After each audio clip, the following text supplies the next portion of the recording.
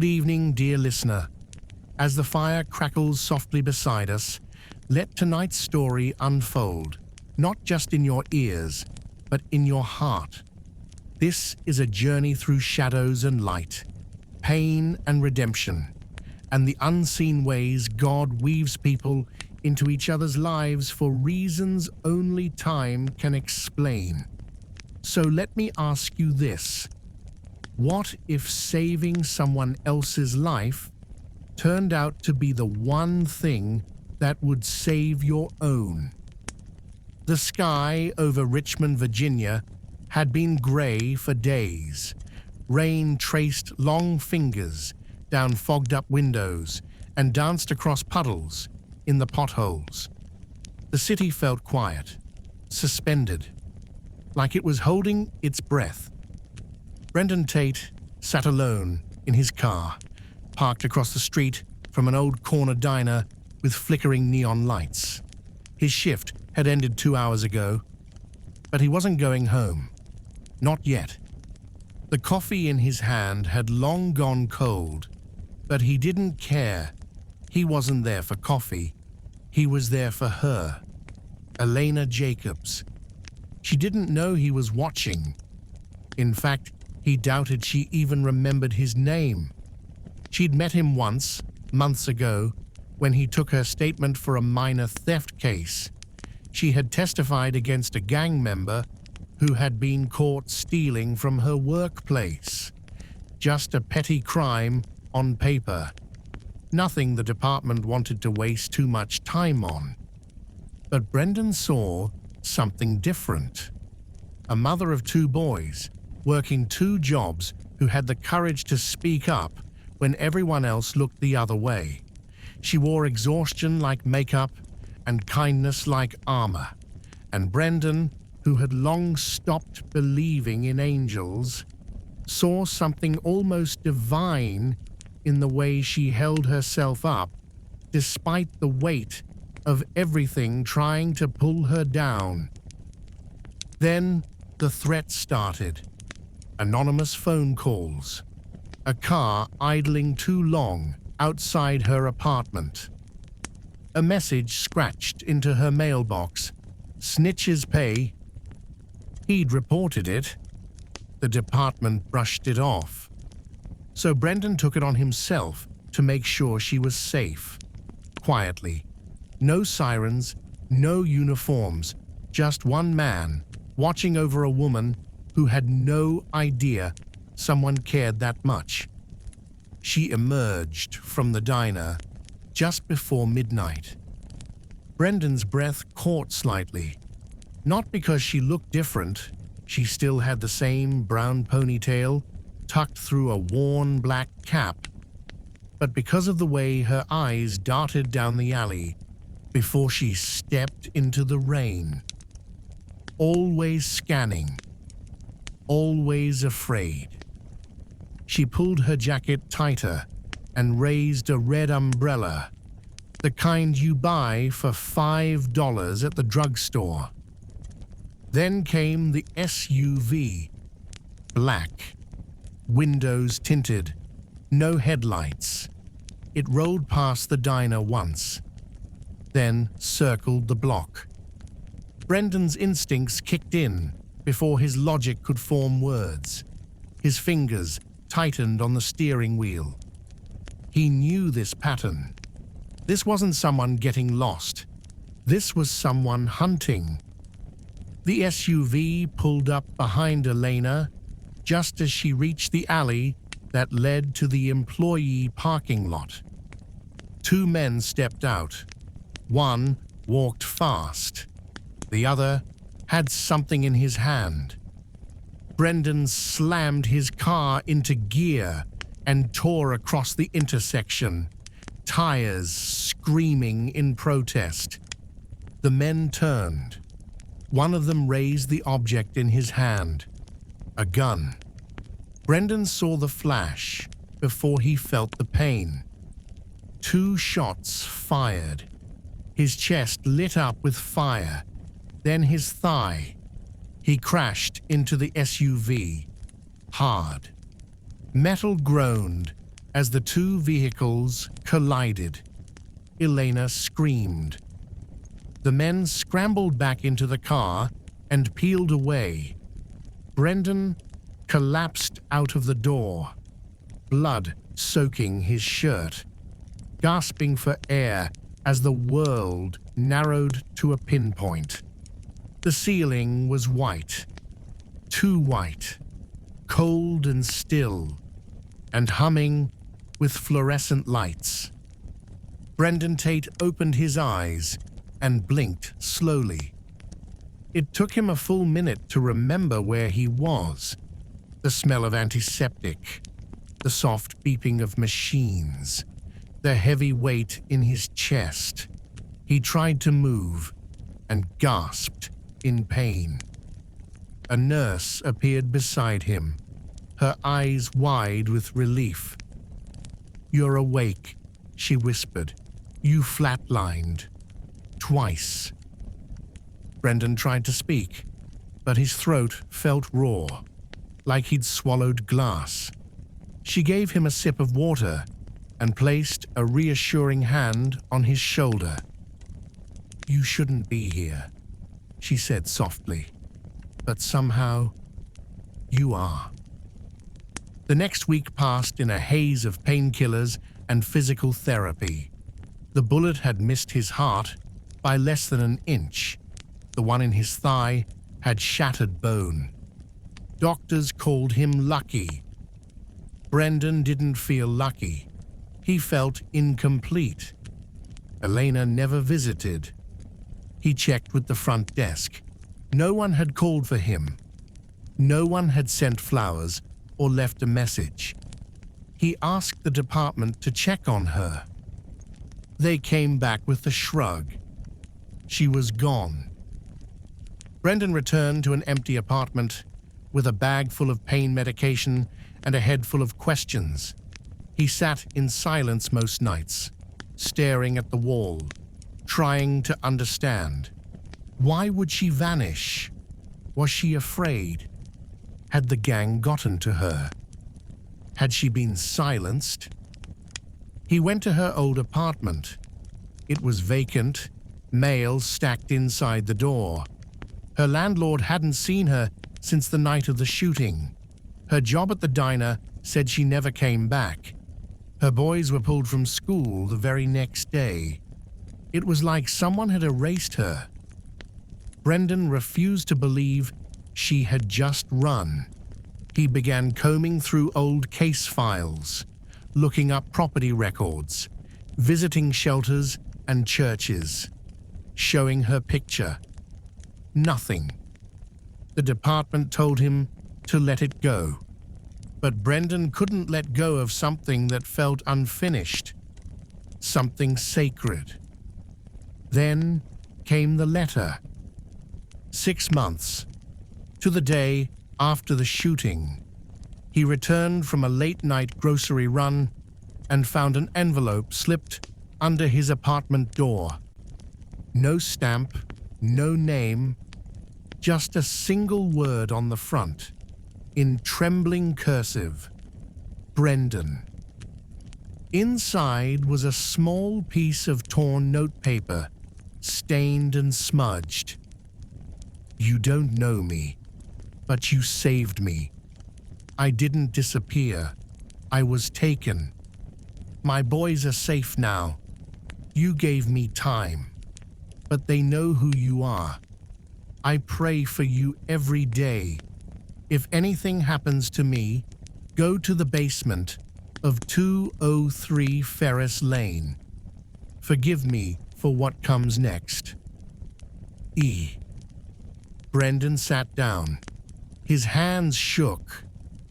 The rain outside tapped against the window, steady and soft, like a ticking clock. 203 Ferris Lane. He knew the place. It had been condemned years ago. But he also knew a message like this wasn't written lightly. He grabbed his coat, a flashlight, and his old service pistol. He no longer wore a badge. But justice doesn't need a uniform. The house at Ferris Lane looked like it had been forgotten by God. Rotting siding, boarded windows, a porch that sagged like it was tired of holding itself up. He found the basement door in the back, rusted shut. He broke it open with his shoulder. Inside, dust swirled in the flashlight's beam. The air was thick with mildew and silence. He scanned the room. Nothing at first. Then he saw it.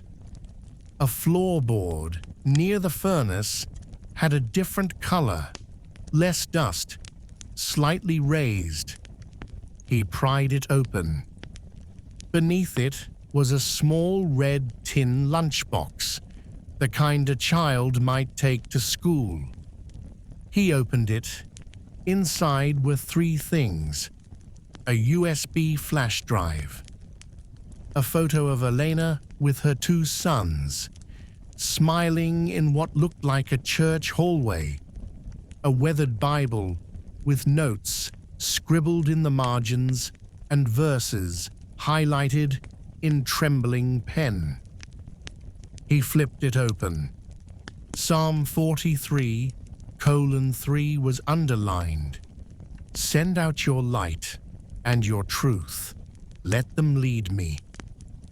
He held the photo in his hands, staring into the eyes of the woman he had risked everything for. The woman the world had forgotten. And the woman who was still somehow fighting from the shadows. Brendan barely made it through the front door before shoving the USB into his laptop. His heart thudded in his chest as the files loaded. There were dozens of folders, each one labeled with dates, places, and names. He clicked the first folder. It opened to a grainy video, clearly taken from a hidden camera, possibly in a storage unit or basement. A young woman, barely more than a girl, was handcuffed to a radiator. Her eyes were swollen. She kept whispering something over and over in Spanish. Brendan turned up the volume.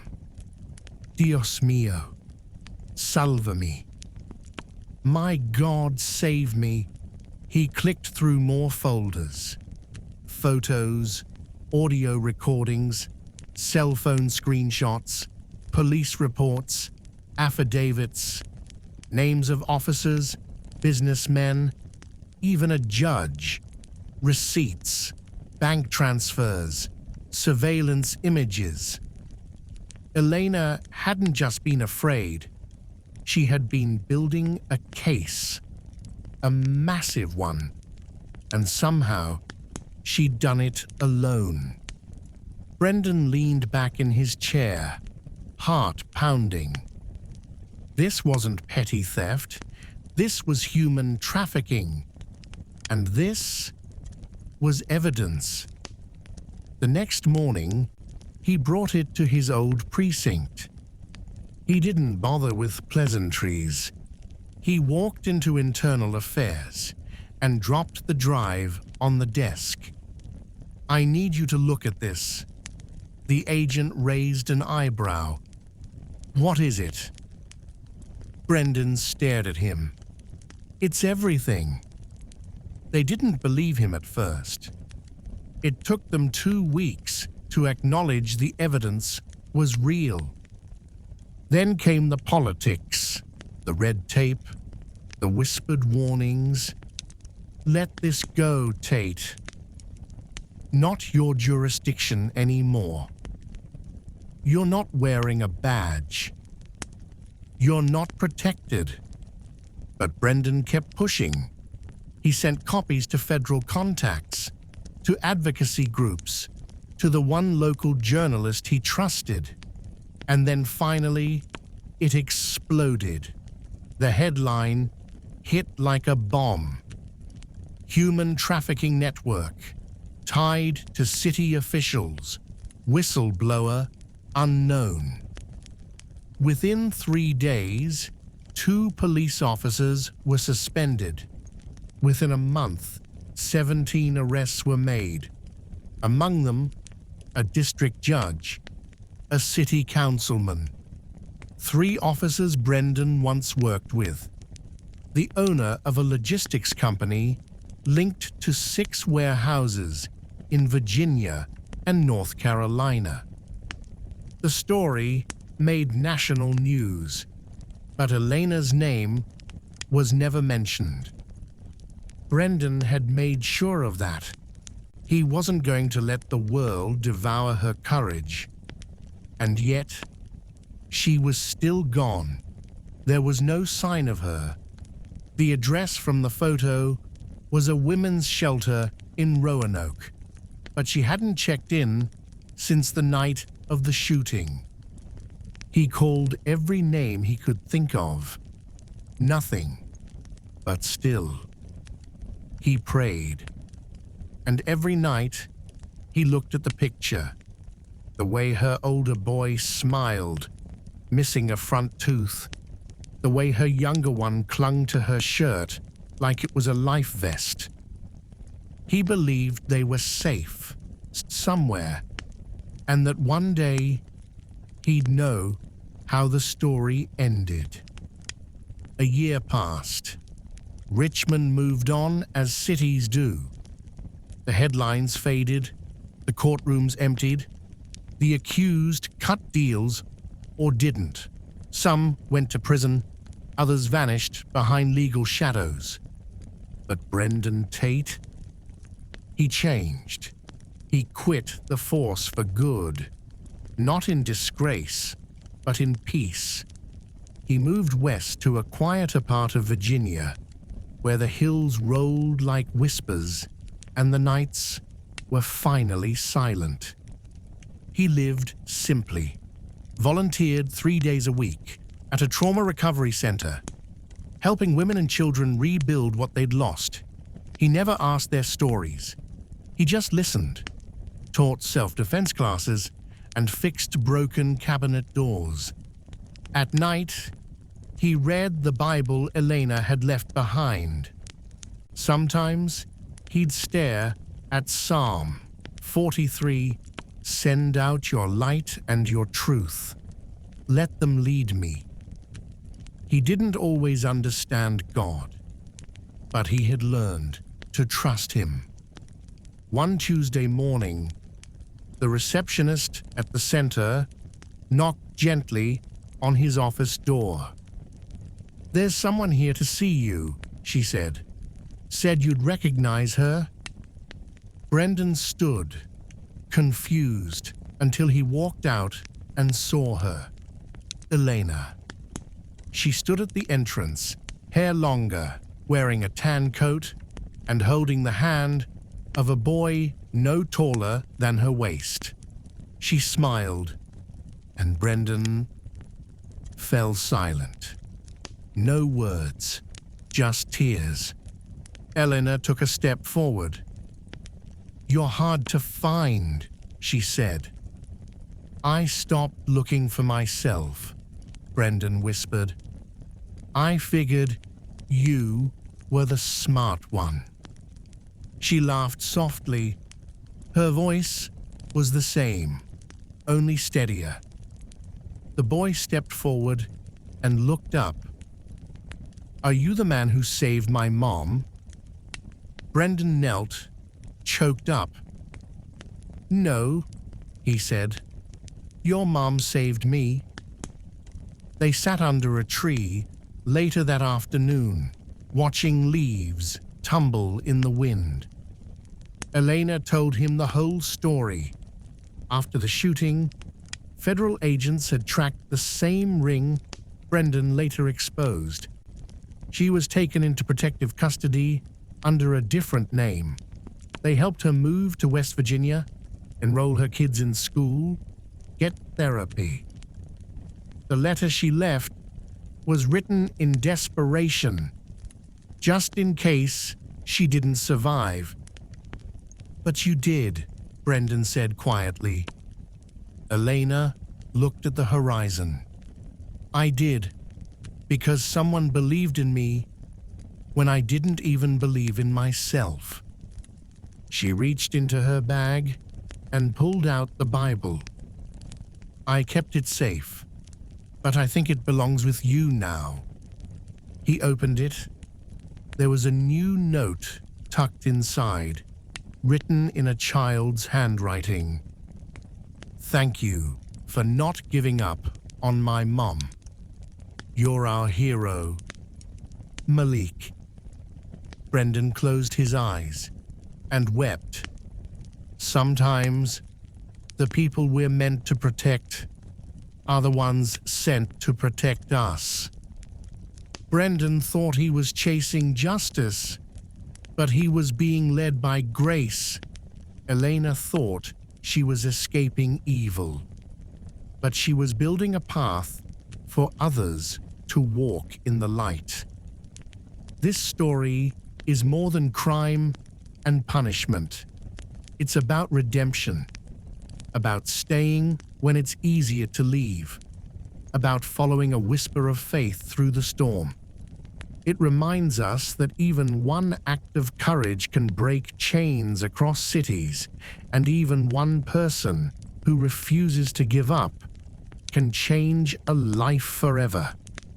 Let this be our takeaway, that unseen sacrifices are never wasted, that God still moves in mysterious ways, that love, courage, and truth, when stitched together, can mend what evil tries to tear apart.